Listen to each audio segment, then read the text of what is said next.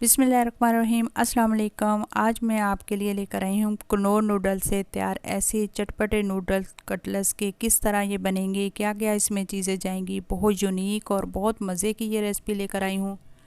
मुझे ये यकीन है कि अगर आप इस रेसिपी को एक बार ट्राई कर लेंगे तो आप इसे बार बार बनाएंगे। ये ऐसी बहुत मज़ेदार ये रेसिपी बनती है, ज़बरदस्त इसका फ्लेवर आता है। बच्चों को तो बहुत ही ये पसंद है, बड़ों को भी साथ साथ में बहुत पसंद है। और इसमें इसको हम अफ्तारी में बनाकर पेश करें तो बहुत यूनिक सी ये रेसिपी है। तो आइए हम अपनी रेसिपी की तरफ चलते हैं। छोटी सी हम कढ़ाई लेंगे, उसमें 3 कप पानी के मैंने डाले, उसको बॉयल होने के लिए रख दिया। और अब मैं इसमें डाल दूँगी 2 पैकेट मैगी के, चटपटा मैगी पैकेट के मैं इसमें डाल के इसको बॉयल दूंगी। और तेज़ आंच पे इसको बॉयल करना है। ये देखें, डालते ही ये खुल जाती हैं और इनको हम बॉयल कर लेंगे 3-4 मिनट के लिए। और इसमें जो इसके अंदर पैकेट में मसाला होता है इसका, वो भी इसमें डालेंगे। सारा टेस्ट इसी का आता है। दोनों पैकेट मैं इसी में डाल के इसको रख लूँगी। और इसकी फिर मैं इसको यखनी इसकी अलग कर दूंगी और मैगी जो मैं वो छलनी में छान लूँगी। तो बहुत मज़ेदार ये रेसिपी बनके तैयार होती है। ये देखें, दूसरा पैकेट भी मैंने डाल दिया था। इसी से काफ़ी टेस्ट और बहुत खुशबू ज़बरदस्त आती है, बहुत अच्छा इसका फ्लेवर बनता है।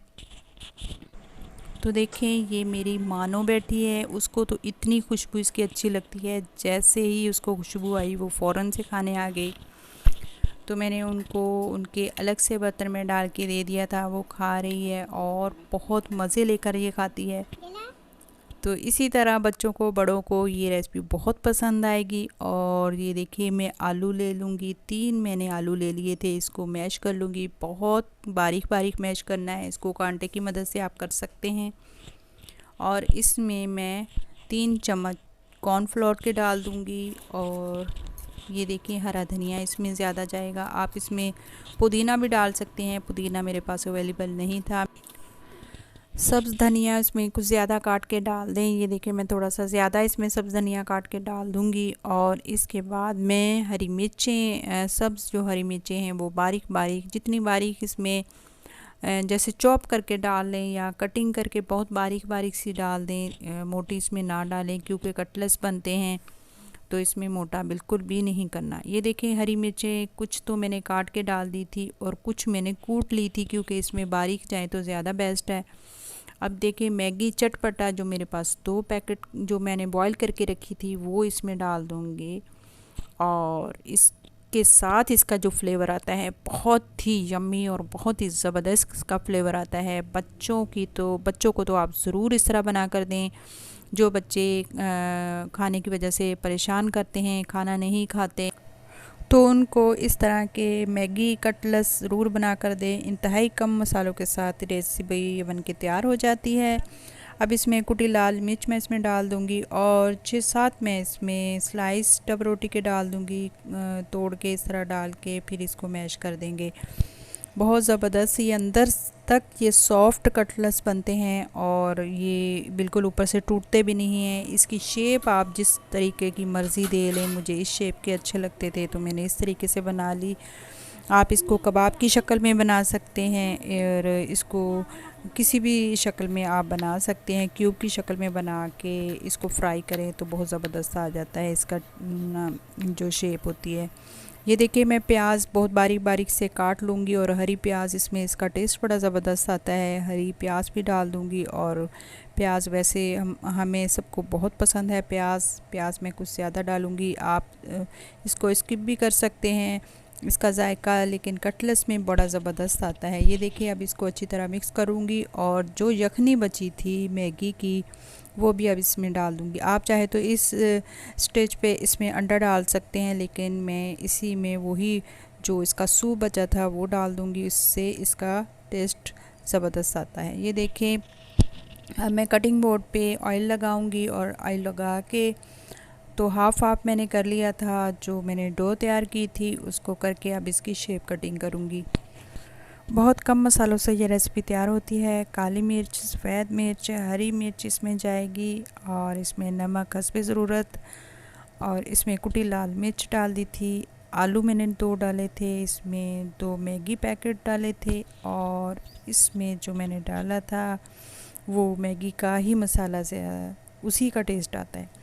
तो मैंने इस शेप से कटिंग कर लूँगी। ये शेप बहुत ज़बरदस्त लगती है। इसमें आप जिस तरीके का चाहे इसको बना सकते हैं, चौकोर इसको बना सकते हैं और इसको आप चाहे तो शामी की शेप दे सकते हैं। ये देखिए मैं इस तरह कट कर लूँगी और इसको थोड़ी देर के लिए फ्रिज में रख दूँगी और बाद में इसको एक बनाऊँगी लेई और उसमें डिप करके फिर फ्राई करूँगी। ब्रेड क्रम्स का इसको चूरा लगाऊँगी। क्रम्स जो होते हैं ब्रेड के लगा दें या रस के लगा लें, मैं रस का लगाऊँगी। तो ये देखें अल्हम्दुलिल्लाह ये शेप में मैंने बना लिए हैं। अब इनको फ्राई करूँगी। फ्राई करने बहुत आराम से ये फ्राई हो जाते हैं, टूटते बिल्कुल भी नहीं हैं और कितने ज़बरदस्त बन के तैयार हुए हैं। अब मैं लेई बनाने के लिए मैं 3 खाने के चम्मच मैदा लूँगी, उसमें 2 खाने के चम्मच जो कॉर्नफ्लोर के डाल के इसमें आधा गिलास पानी डाल के इसकी पतली सी लेई बनानी है।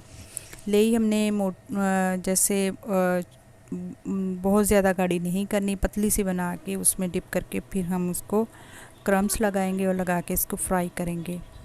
ये देखिए आप इसी से अंदाज़ा कर लें कि लेई मैंने बिल्कुल भी गाढ़ी नहीं किया, उसको पतला सा बना के उसको लगा के अब क्रम्स लगा के इसको फ्राई कर लूँगी।